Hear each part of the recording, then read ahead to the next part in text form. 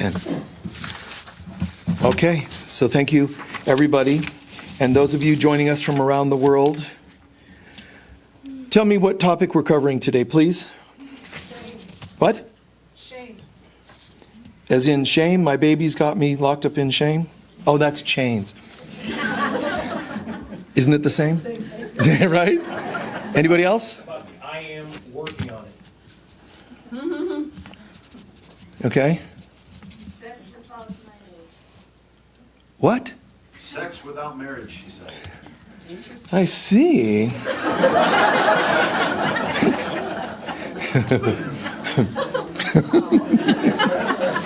I won't repeat that to the audience online. Oh, they want to hear about sex without marriage. 3 letters, F-U-N. I'm kidding. Sorry. Next. Forgiveness. Anybody else? How about the emotion of jealousy? Who else had their hand up?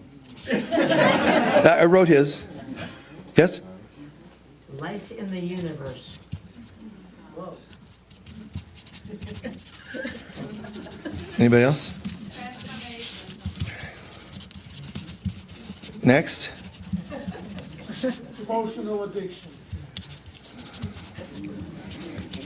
Like sex without marriage? One more? Pardon? Living your personal dream within the collective.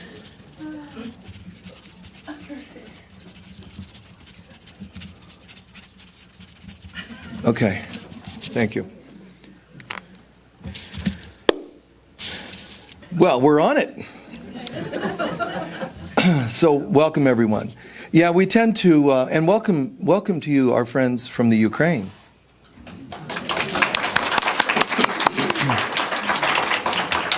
Yes, I apologize that I or we don't know the language for you well enough to do all the justice you deserve, but thank you for being with us, okay? Lots of love to you.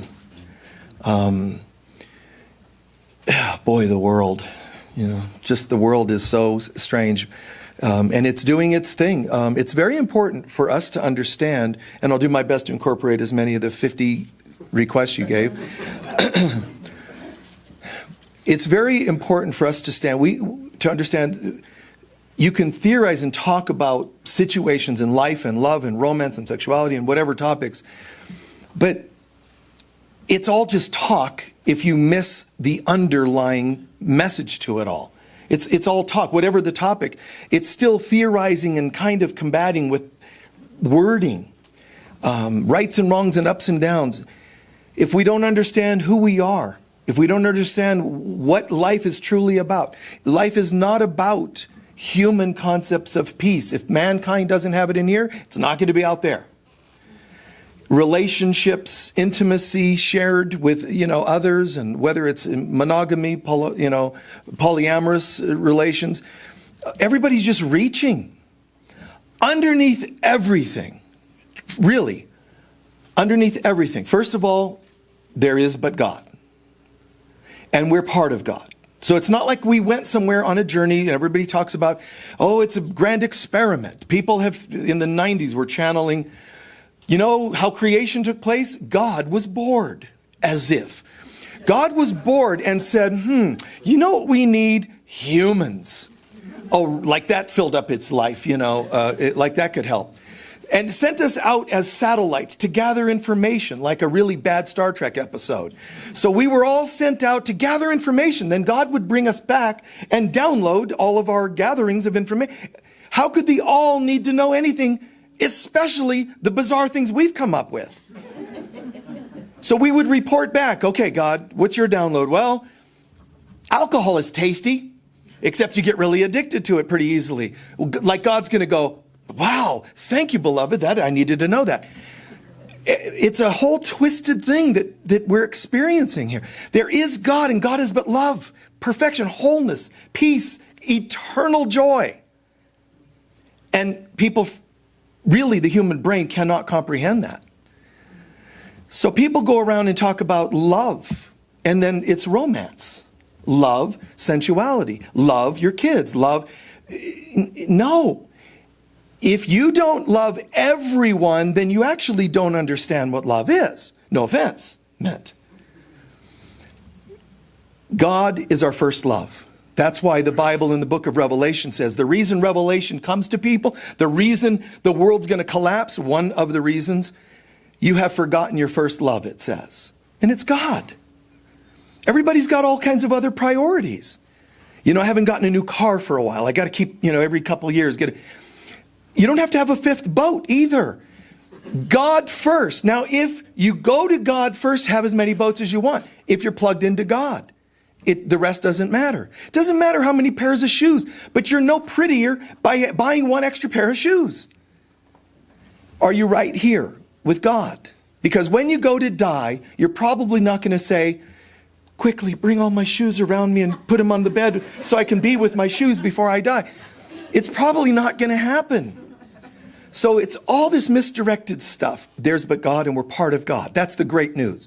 Bad news is we decided to imagine what life could be like if there weren't a God. And that's what life on earth is called, about. Life on earth is not the pleasantries we think it is. We just dress it up so that we don't miss God so much. Deep in our soul, more than anything you can yearn for, is God. It sounds too religious for some people, but I swear that's the only thing you're missing. You don't need more money. You don't need more anything. God. And I don't mean that religiously where you just pray to some superstitious thing in the sky. I mean connection again. I am as God created me. I will to be the Christ on earth. Wow, celebrate the presence of God. But what humans do is there's an ache inside. Not remembering what the ache is. One of you is asking about, emotional addiction and so on. All the things we yearn for on this planet. Really, it's all about God. Guys, we just want to go home. But people have, forgotten how to get home because religion and politics tells you, and science, the unholy trinity, those three things keep you away from God. Science will say it doesn't exist.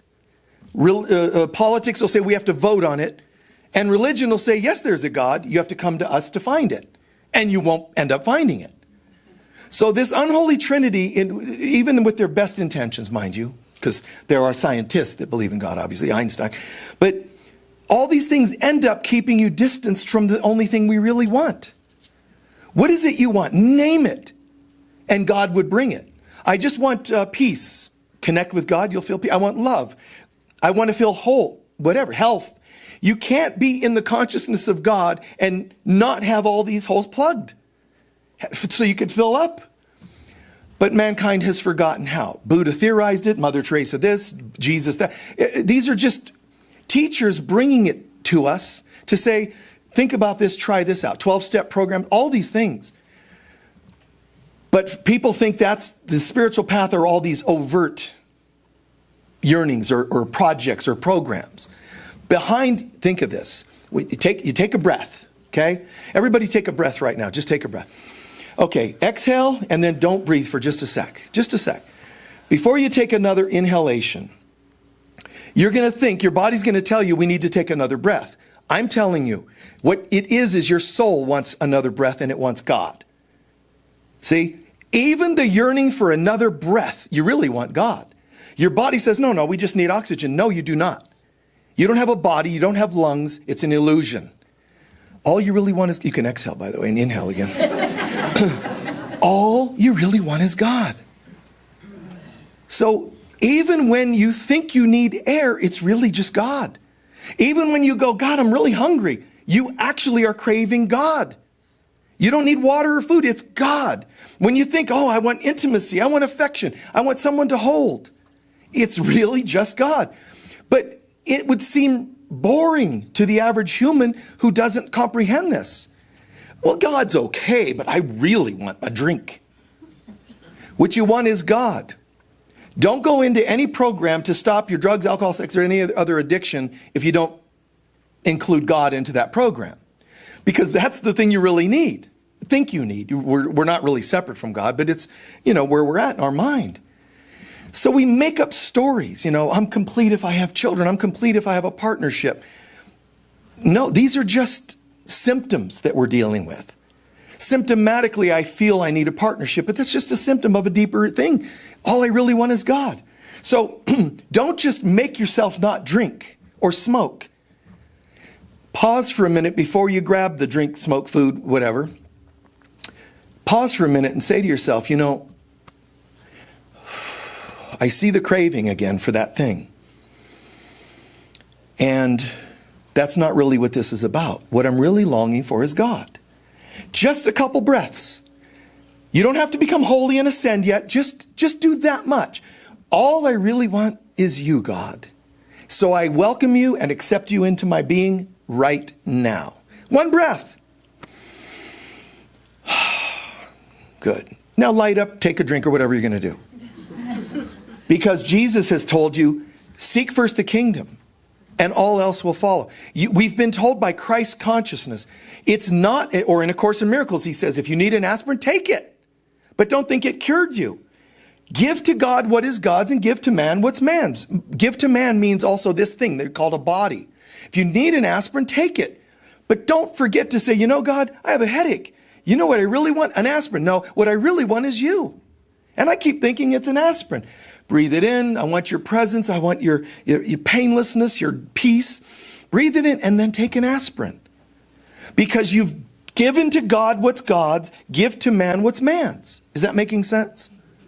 I mean, really, try to really get the depths of what this is saying.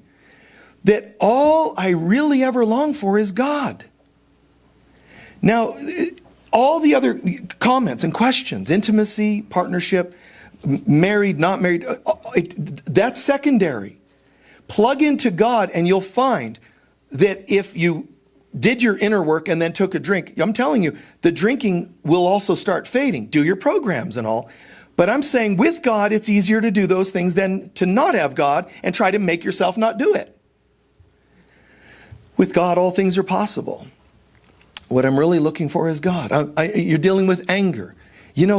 I'm thinking that revenge is what I need. Really what I want is God. Peace, okay. Now, what action should you take? And sometimes you're still filing for the divorce. Sometimes you're still saying no to an employee, goodbye. Because the outside won't matter if you got the inside. So plug in. People think, it's the romance and all these other things. It's like basically the word love. The word love is probably the most abused word in our vocabulary. Because not only is it, when you say hate, you're saying not love. So love is even in the word of anger and hate, but in a strange way.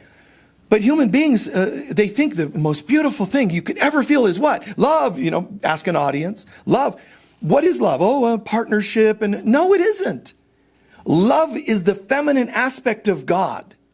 Hidden behind your desire to join with another person in matrimony or whatever else is actually a yearning for you to become one with God, not another person. A body cannot bring you God, but you can bring God to a body. Get that? The other stimulations, you can bring God to a cigarette, but a cigarette isn't going to bring you God, even if it's weed. You might think it brought you to God. You might think you're, a little acid and, wow, I see God. No, you don't. You see brain cells that are dying and it looks kind of colorful. That's what's happening. Nothing on earth can bring you God. I know that sounds strange. New Thought Places, it's supposed to be the opposite statement. Nothing on earth, nothing in the whole universe can bring you God. Why? Because it isn't there. It's a hologram. Right? It's just a hologram. It doesn't make sense for people to go, I'm so much happier when I watch my soaps. They're just TV shows and they're strange and they're relating to your dysfunctions. So you watch them.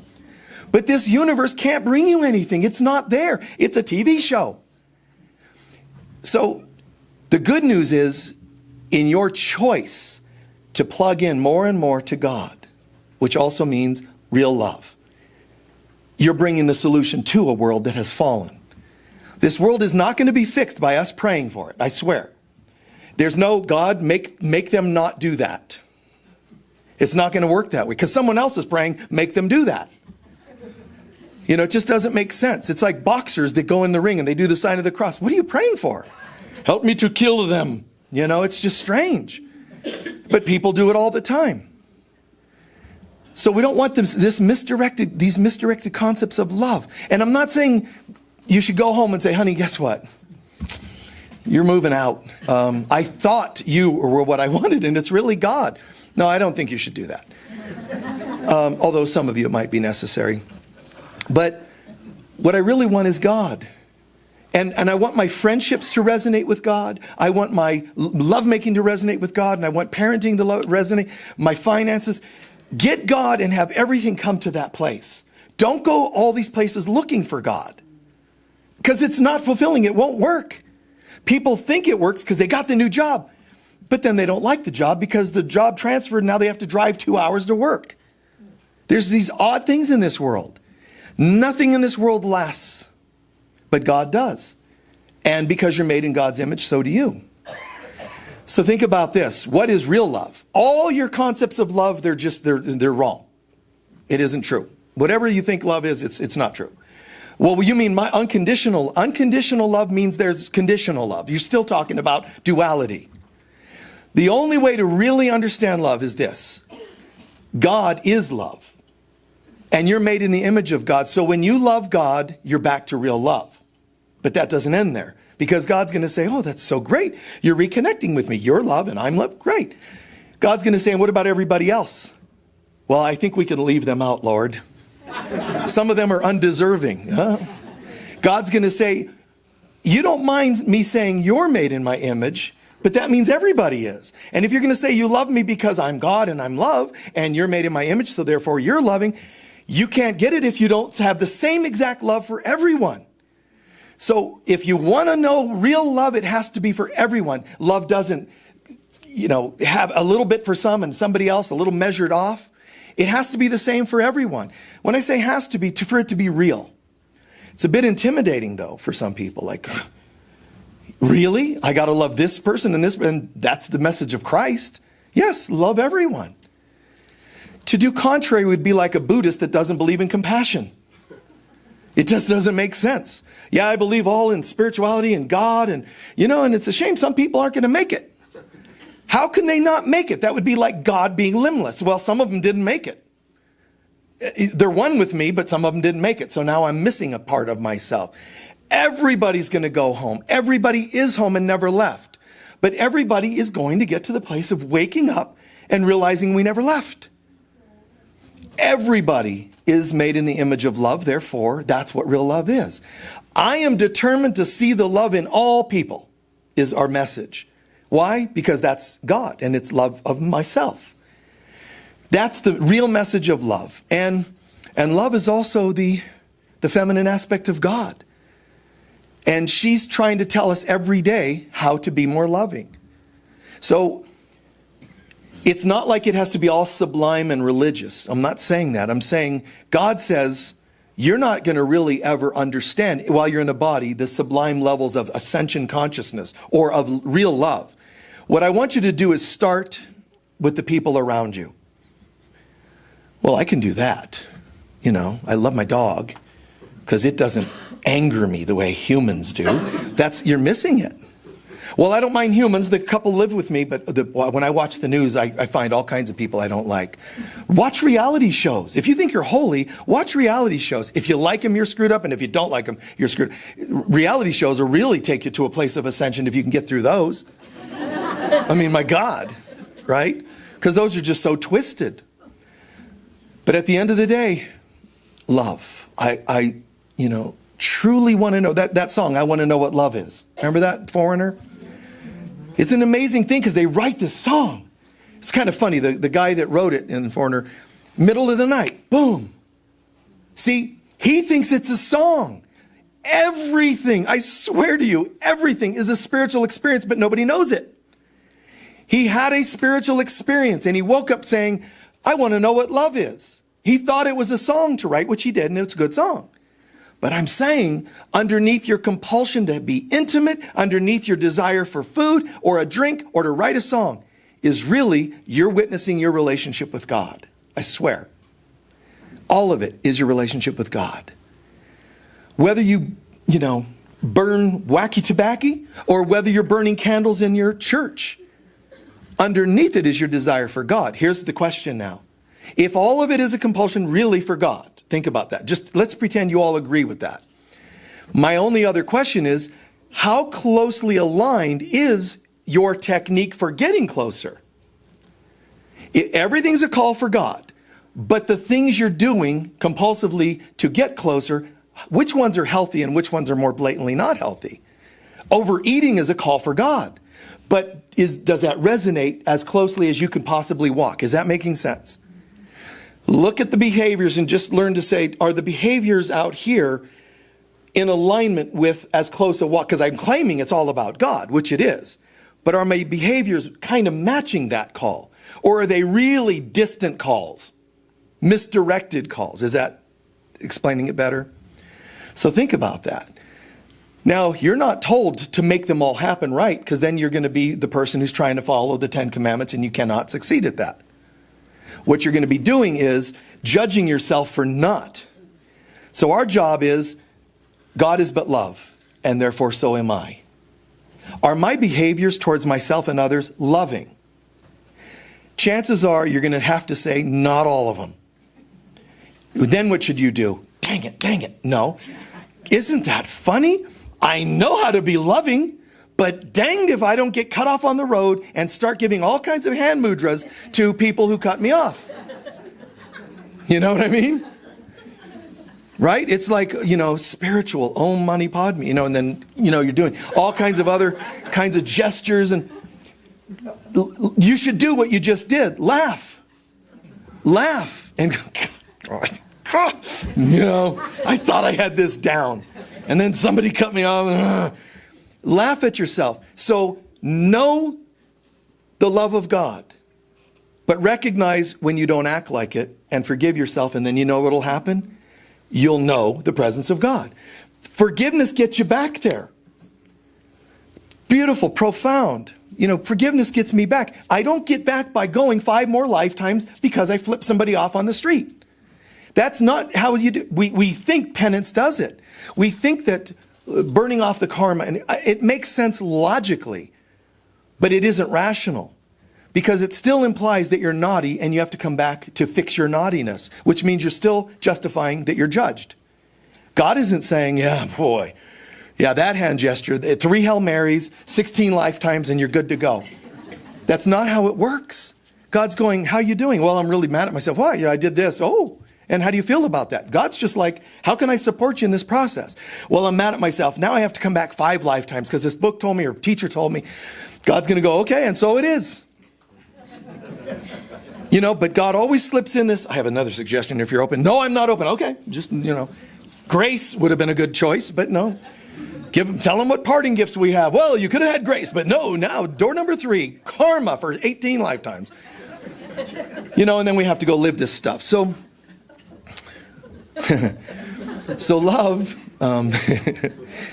even in Ukrainian, this is probably sounding odd, right?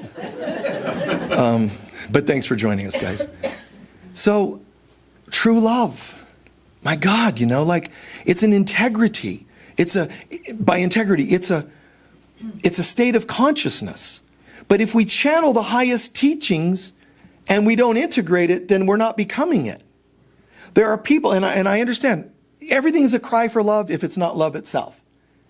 So underneath everything we do, you coming here today, was your soul saying, I want more God? The good place to get it. You could have said, I want more God, I'm going to go to a bar. You can't judge any of them, but I'm asking you, which ones are lived most in alignment? So if you hit the bar and they find you in the alley the next day kind of sleeping it off, how's that working for you? And I don't think we should judge when we veer off, but do we catch ourselves and come back? Living stringently towards God isn't the answer. It's living lovingly towards God. So when I slip, I need to forgive myself. So when it comes to this world, love is just all twisted, the concept of what love is. And it doesn't matter if you're monogamous, polyamorous, or whatever. How are you doing with that? Are you bringing God to it? No, but it sure feels a lot more like God when I've got, polyamory going on, or when I'm alone and I don't have a crazy partner. It's all here. How are you doing in here? I choose to find more of God. Now you have no partners, you have one partner, or you have 10 partners, lovers, whatever. Are you plugging into God and bringing that to your relations? If you're not, then you're really on a stall mode. You're not getting anywhere. So one person, 15, they're not the answer. It's all going to blow up again anyway. So how is this going? What's happening in here? How is your heart, your soul? More and more peace, more and more love, more and more, the real kind. So when it comes to intimacy, and one or two questions or comments were asking about intimacy, when it comes to intimacy, it's a really interesting thing, because if you ask some people of an older generation, you ask my mother, who's not with us, but if you asked her, what is sexuality? That's when you have the one and only partner, never anybody else, and you stay with them forever. And was it a very intimate thing? Not at all. Was it enjoyable? Oh, heck no. I mean, she actually said this once, and I was like, wow. But make sure you stay with that person miserably. So your advice, Mom, about sacred sexuality is be with somebody you don't even like, because you didn't like him. That's strange. I mean, that's kind of creepy. Your advice to your descendants is choose somebody, stay with them forever, hope for the best, and give them your body. But that's an old school belief.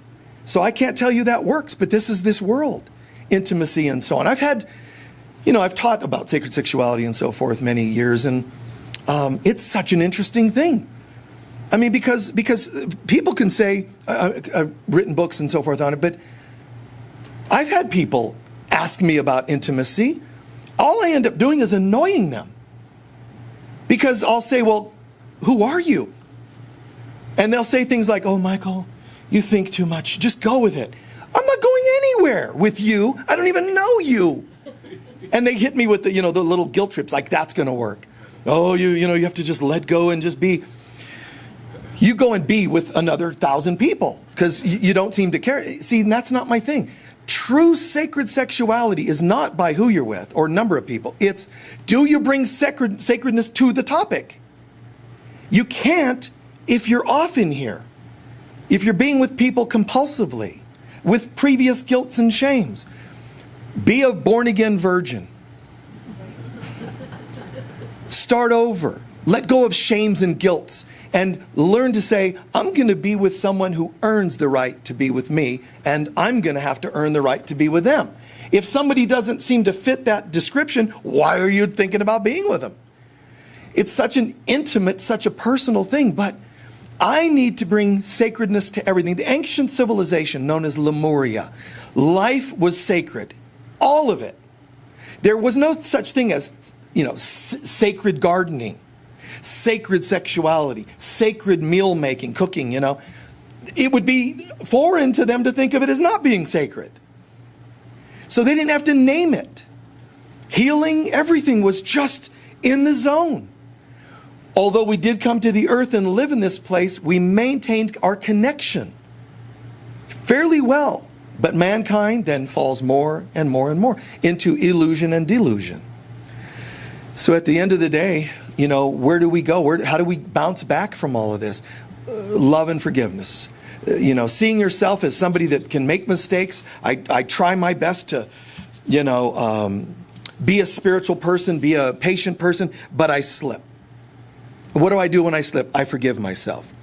So this is important because we can talk the talk, love and oneness and so on, but when you're seeing human beings, whether they're acting nice or not nice, whether they're attractive to you or not attractive to you, the fact that you see another human being and think that you're seeing what you're seeing, it's not true.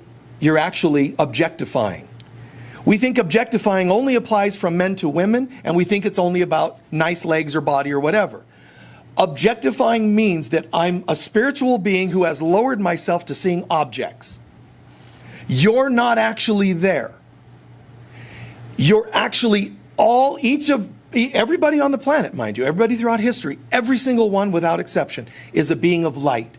And some have forgotten and don't act like it. Some do remember and they become mystic saints, masters, and many in between those two.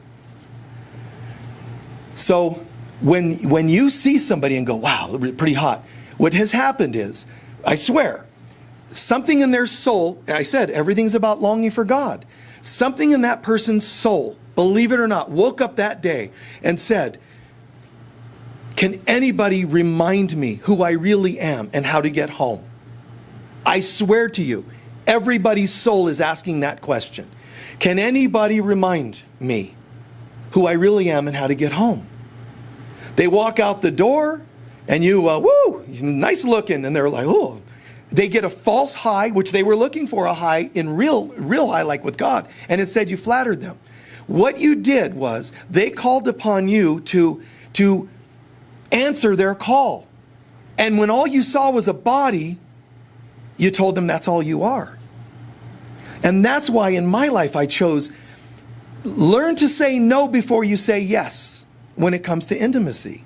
I don't mean get in a pattern of saying no. I'm saying learn to say no, meaning have the what's really important is in here. Oh, I have techniques. I can really touch your body well. I don't have a body. What are you talking about? You're already becoming suspicious to me. You sound insane. No, body and my body and your body, but we don't have bodies. See, they're going to dump you right away, which is good. Good, let them leave. Because what you really want to say is, I heard you. And many have said that before. Can you touch my soul? What are you talking about? Definitely leave. Okay, leave. You deserve better. Everybody's soul wants God and to go home. So that's why there's a story, which I've shared before, but the beautiful in Khalil Gibran, his book on Jesus. And he's talking about this story where a woman's by a well and she's gathering water and he shows up and she can feel him before he even arrives. It's like, oof, that vibe. You've gotten it from me. You've gotten it from each other. We have some, we can pick up on vibes at times. And it's like, wow, there's a strong presence there. She turns and there's Jesus. And she's like, and this is a woman who's been, a woman of the night or whatever they would have called it at the time. And it's interesting because she's struggling for words, but he still finds a way. How are you? How are you? He reaches into the soul. Connection. And because of her tendency to think of relating to men in an intimate way, that's what she does. She says, will you come home with me? And he says, why would I do that? I already love you. Think about this. And she's like, okay, but will you come home? Why? I already love you. I heard you, but would you like, and she tries it a few times. Think of what's happening in the soul. The soul is going, we have all these addictions and propensities to say, come home with me, and that's my usual pattern. When you step up and go, wait, I already love you. I don't have to do anything. Because now if we're intimate, I want to bring the love to it. And I don't have to, but it becomes what? A choice. I don't have to marry everybody that I love because that's 8 billion people. That's a lot of divorces a few days later. Guys, I already love you. Love everyone. Don't move them all in with you. Because that becomes more like just a preference. But can I love everyone? And because we think we have to all or nothing, we think, God wants us to love everyone. We make it so absolute, we don't feel like we can do it. So we just narrow it down to a couple acceptable people. Loving everyone doesn't mean you have to move in, doesn't mean you have to justify their hurtful behaviors. It means that despite the way you behave, I refuse to hate you, and I know that there's a spark of light in you. That spark I love. I don't dig your behaviors. I'm not going to justify or defend your behaviors. That's not the real you. And if you knew who you really were, you wouldn't be doing that. So is it going to help me more to condemn what you do out of your ego self or to find the real you that wouldn't do it? By loving everyone, Peace Pilgrim once said, and there is love and good in everyone, by finding that, you evoke it in them. And we think we're here to go on fishing trips. We think we're here to have, certain job and retirement. We're not. And the fact that the world can show us how quickly it can collapse, practically overnight, pandemics and whatever else. These are all temptations to take children of God and make them look outside and see problems. So all of this, the media, all of this is an egoic game, global-wide, egoic game to tempt you to not see God anymore. I am absolutely committed to seeing God. Newsflash, newsflash, and it's just so easy to get lost. What I really want, and I know this to be true, you can say to yourself, and I know this is absolutely true. All I ever really wanted and want is God. And the good news is I never left. So I'm going to practice forgiveness because I have lots of evidence that I did leave. So I'm going to forgive these things that tell me that I'm off, that I'm separate from God. We have to forgive the world that's showing itself to us because it's showing us we're not connected with God. And that's behind everything. Some of you, for example, one of you asked about shame. What is shame? Well, do you want the psychological? Shame is like you have a layer of, let's call it a coating around your being. And shame is when someone scratches that coating and exposes something yucky. And that person that scratches that coating off that can conceal what you feel inside, shames of things you've done, we hate those people that scratch it. But they're just showing us the shame that was already there. Shame on you, that word. People love to put shame on each other. But I don't have to take it on. But I get mad when people shame me. Why? Because it's already there and you're just exposing it. So all of our opinions of ourselves are actually incorrect. I don't care if they're a good one, I'm a mummy, or if it's, I'm a total addict. They're all incorrect. The only accurate description is I am a holy child of God. I just need to work on remembering now. Do I do a good job of that getting stoned all the time? Do I do it practicing forgiveness? Find what works for you, really works, and I would just say do it. Right? Why wouldn't you if it works to help you remember the truth of who you are? There's nothing wrong with you taking, the wide route. I'm going to, do all kinds of things to get home. All roads will lead home eventually. Some are just longer and they're more painful. The only question is, why do you want the painful ones? Well, because shame tells me I don't deserve the straight track. I really want God, but I'm going to sneak around. It's like going home, your parents are, they're waiting up for you to sneak through a window so they don't know you came home late.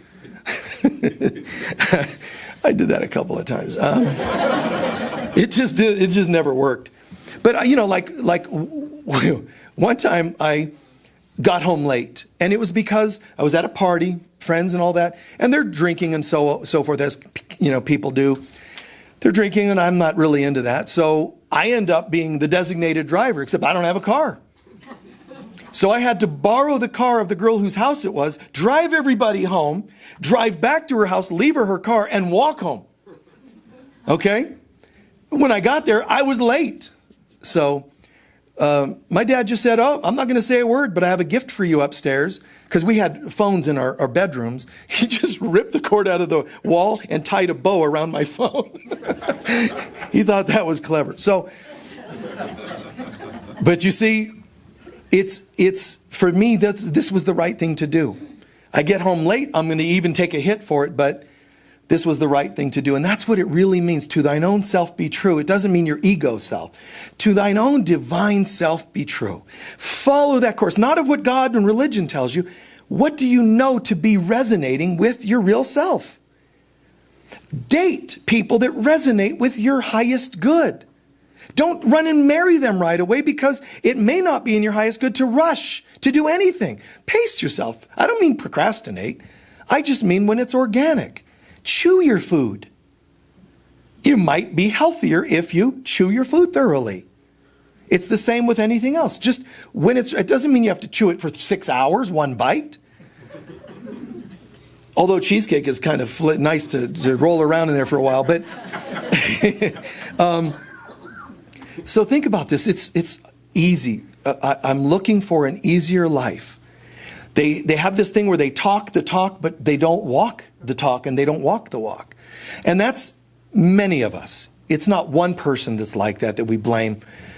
And when it comes to people channeling, I remember people channeling higher dimensional beings, but not living it at all. But this was good because we know what they could say. Well, that's the channeling that's all high and mighty and wonderful. See? They separate from the channel. And I'm saying to you, there was a time when there was not a lot of accessible, channeling higher dimensionality or higher consciousness. However, it came where that was accessible, but nobody was integrating what they were channeling.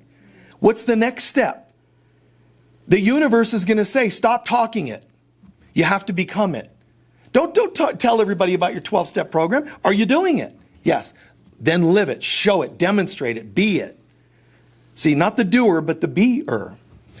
And so it's the same for channeling, higher dimensionality. And that is not an easy thing, which I've said before. But guys, if you yourselves are getting inspirations, getting insights, creative, spiritual ones, books, higher dimensional poems, music, anything of a higher nature, I think it's fantastic, because the other option was not receiving anything higher. The old way. Now you're receiving higher, but I'm warning you that if you're receiving the higher, you're going to hear a knock on the door soon from the universe saying, and now you have to start becoming it. Well, now, wait a minute. I was willing to channel, for God and mankind, but I don't want any pressure like that. It's a natural progression. And I swear, it's not easy, because it's not the common thing. It's not what people are used to. But we can't get away with faking it anymore. The universe is going to say, and here's the barometer to this. How high of a consciousness would you like? You get to decide. I want to be like a brick. Then people don't expect a whole lot of holiness out of me. I'm just a brick. Then you say, no, I want to be kind of a conscientious mommy. You're going to be called on that. How high would you like to go? And the higher you go, the greater you can fall, right? The harder you fall. Or can you live it? And I was into this before I realized that was true. I might have dialed it down a little bit, because I was like, oh, my life, God teaching and all that. In my 20s, I was doing this and going, wow, I just feel it. I get it. And then the first time I went through the dark night of the soul, I was like, well, now, wait a minute. I'm holy. I'm all spiritual. How could this be happening? Because the universe is going to go, how you doing? Well, I feel really spiritual. Really? Let's find out. Flame, flame, flame. Burn you up, and see what's left. Is there any gold left after all the base metals are separated? But nobody explained that, because it wasn't the old way. I didn't have any teachers explaining these things to me. I didn't have any say, about now, dark night of the soul's coming, and hang in there, it'll last X amount of time. Here's what you should do while you go through it. Nobody explained it. But I learned the hard way by going through it and integrating the lessons. I'm not saying now a dark night of the soul could be or would be fun, but at least I understand what it's all about. The universe is going to call you at whatever your level you think you are. It's going to call you on things you don't want to heal, but are ready and needing to heal.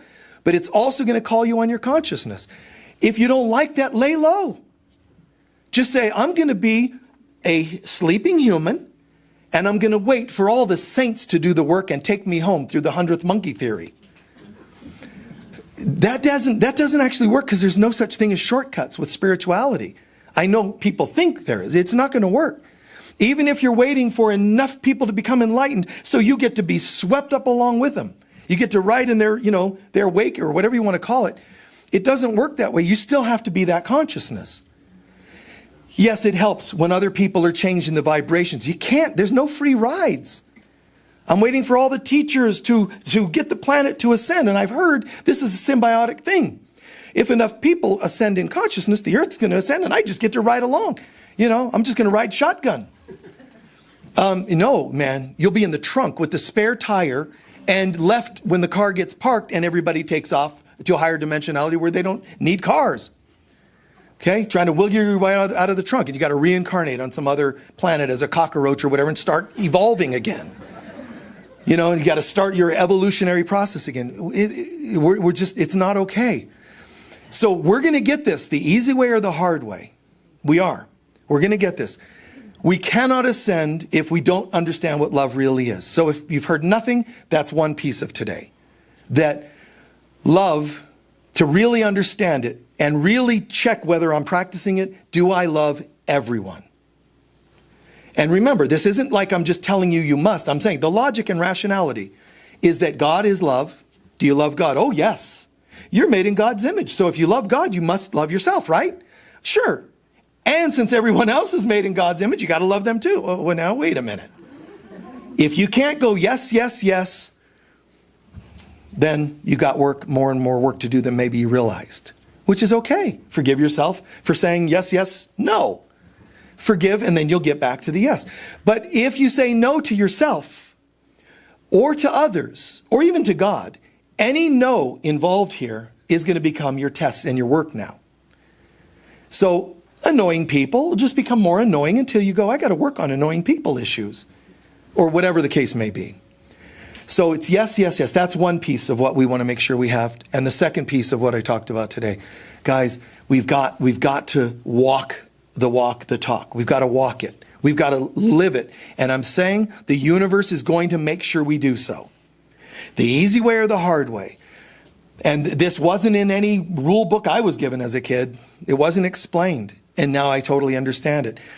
The thing with me is that I go, well, on a 0 to 10 scale, if I can just, maybe, I've been an 8 or a 9, maybe I could knock it down to a 7, and I don't have to go through as many tests or challenges in life, right? But as soon as I know there was a 9, I'm going to go to a 9. That's me. I'm not going to go, okay, I'm okay being a 7, knowing that I'm capable of more. That's me. I'm telling you, you get to choose yours. Some of you are being called to be spiritual teachers. Some of you are being called to add new levels of poetry. Whatever it's going to be. It's like the Beatles talked about. Oh, the day George Harrison said, I was so grateful the first time after 6 years of music, the first time a song didn't go to number 1. He goes, we were like, oh, thank God. Like, what a weird thing to be grateful for. He's like, the pressure is off. They're not all, well, it's, okay. And that's a strange thing to feel grateful for, but that's how it is for us too. Don't put unnecessary pressure if you don't feel like you're ready to continue working on this. And if you don't, ascension is too much for me to think about. Let me work on my diet. Then do that. Whatever you do, do well. And do it with God. I've always thought that would make a great bumper sticker. Do it with God. Right? Be a lot of Valentine gifts, people giving their partners. Put this on your car, please. So think about this, please. From the topic of intimacy to even jealousy. Like, jealous of what? The jealousy would mean I have an emptiness and someone else is filling it in a way that I don't know how, so I'm jealous of them. They're doing that for you in a way I don't know how, or they're just doing it better than me compared to me to them. And I don't know what to do with that. All of this, guys, it's all really a call for God. When you're jealous, you're really wanting God, but you don't know how to get it. And it looks like someone else does, so you don't like them. But see, it's all about the call for God. Please get this. Your desire to be here today, your desire for lunch, your desire for some water, your desire for intimacy. Start thinking of it. You don't have to voice this to anybody, but get it in here and say, this is all really God. All I really want is God. Why? Because that's all there really is. And I'm part of that. So I accept it. And I'm home. And now you find that you have a smoke or you don't.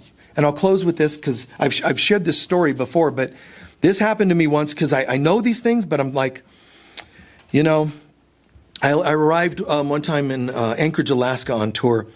And, A Course in Miracles puts this whole thing in this context. Here's a picture, a frame and a picture. Humans tend to look at the frame and miss the point. You're looking for bodies when you should be looking for souls. You're looking for life on earth when you should be looking for God. The frame is just a frame. It's only sort of a holding thing. And when you look at bodies, you're actually looking at the frame and you're missing the point. But that is not by accident. It's your compulsion. It's your addiction to seeing the frame. It's your fear of seeing what's inside the frame. This is what we're really hearing. We're afraid of going home because we think we're flawed and God's going to punish us, or whatever else you might believe. So one time I'm walking Anchorage, Alaska. I arrived at my gate. I'm walking to the outside to get, the people pick me up. And guys, all of a sudden there was this, wow. It was like the cartoons when the dog would go floating after, the scent. Oh my God, it was Cinnabon. I walk this life going, I am centered in God. I am one with all, blah, blah, blah. And I'm like, suddenly Cinnabon was more important than anything on the planet. It's sweeter than God. It's sweet, like, because how do you go wrong with sugar, cinnamon, and bread? It's like, oh my God, and butter. And so I'm like, oh my God. So I'm like, and I sent it, a couple steps, and I went, God, this is funny. That's funny. Laugh. And I went like this. I said, all I really want is God. And this is just my symbol for right now.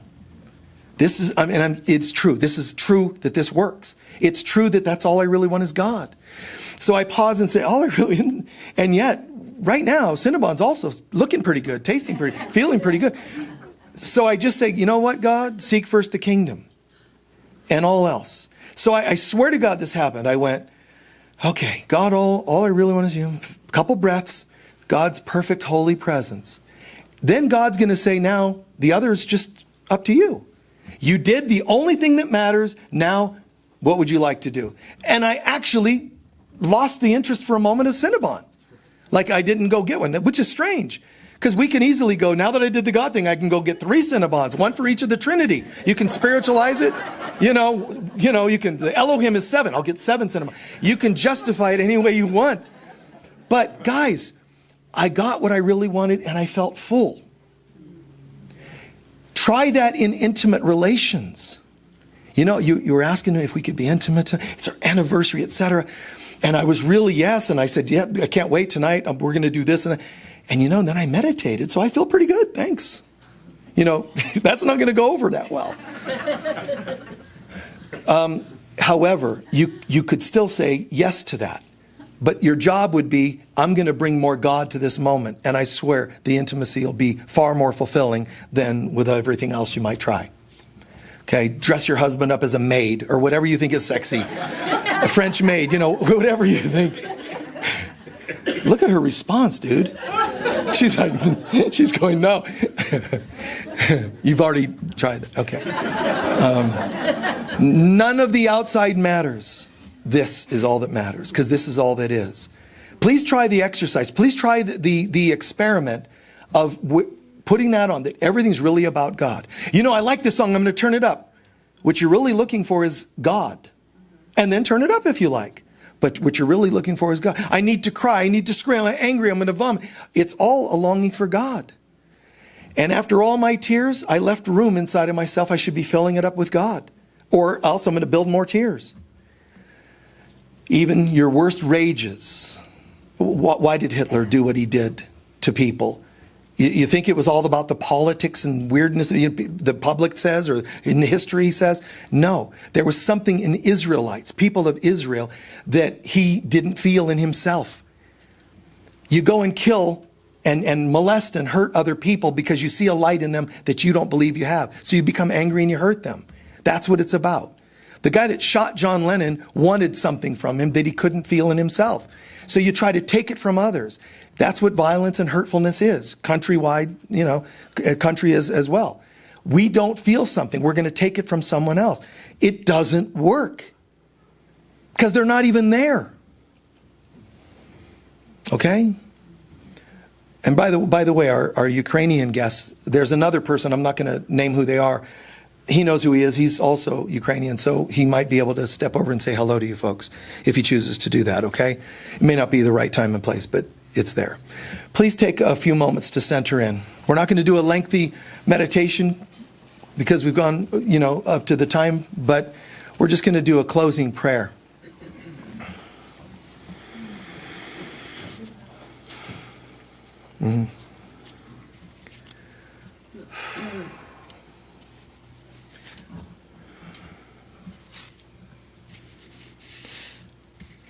Beloved Father, Mother God,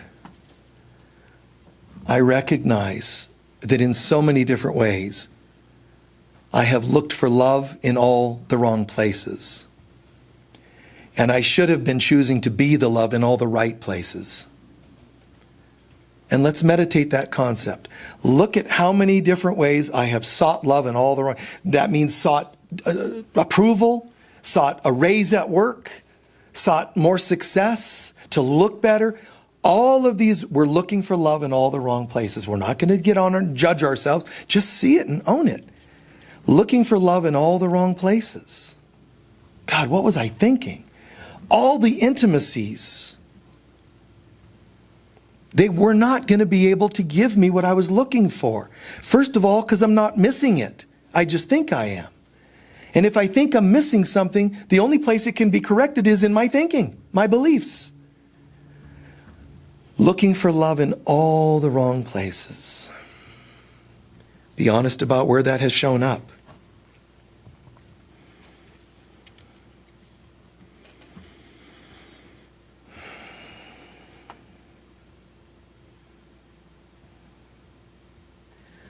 And then I'm now choosing to be the love in all the right places. Take just 1 minute of imagining what that would look like. I am choosing to be the love in all the right places. How would that change the way you live? How you interact, what you eat, how you see yourself? Being the love in all the right places. Can you look in the mirror and pick on yourself about your looks if you're being love in all the right places?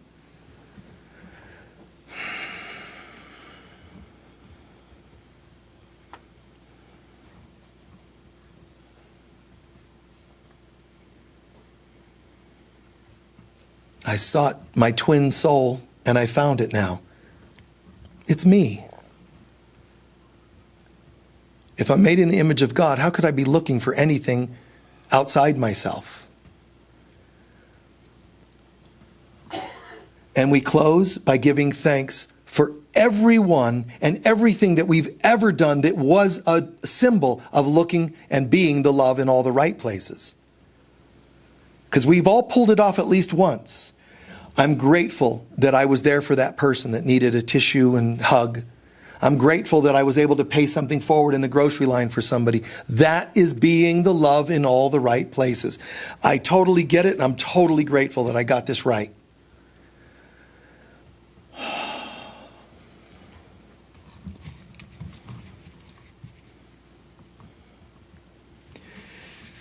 And a quiet couple of breaths just integrating.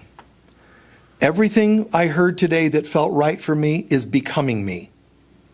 I'm drawing it in and assimilating it the way I do nutrients from foods. I'm soaking it in, I'm breathing it in. I get this.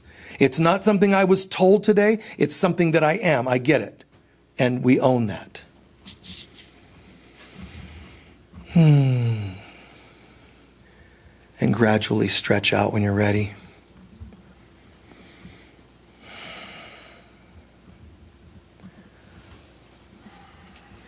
Anytime anybody has been kind to you, anytime anybody has, hugged you, made love in the right consciousness, or you them, God bless. We're all going to get to that place where your average meal becomes a sacred serving. Everything, guys, everything back to God. Humans have their strangeness, they have their jealousies, they have their triggers. They project onto you. High school they did it, or junior high, or wherever. Today, little people with little minds. Forgive them, they know not what they do. Find the love, in all the things you've done in the past. Look for where you did things right and you were really coming from the right place. And see that it was a search for God. I slept around a lot. It was a search for God. You can't shame it. It was a search for God. How about answering the search now? Instead of a searcher, a finder. All right? Allow yourself off the hook. All the quest for money, oops. Now I know what I really wanted and I have it. All right, thank you. All right, please stand for our closing prayer.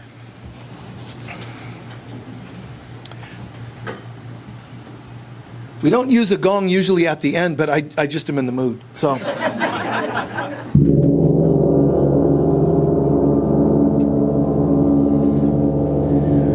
Yes. Breathe into that sound. Let it take you deeper inside.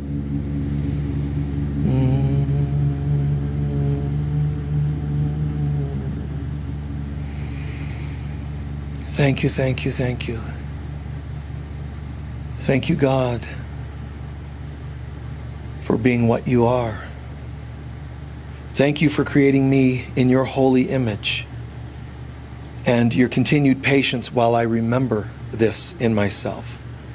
And thank you, God, for creating everyone else in your holy image. Help me to forgive myself for every time I saw it differently. All human beings around the planet, all human beings throughout all time, all space, all dimensions, and throughout the universe. Beings from the highest vibration to the lowest vibration. All genders, all creatures. Please forgive me. I forgot for so many lifetimes who you really are. In truth, I love you. Peace to you all. I release you all from the bondage and the membrane, density, limitation. I love you. I was mistaken. We're all free. And I know this, and I affirm this to be true, but from a knowingness, it is God's will. Divine Mother, come to us all now and release us from the bondage, release us from the density, show us who we really are, and let us dance in delight, in remembrance of who we really are. I love you. And thank you.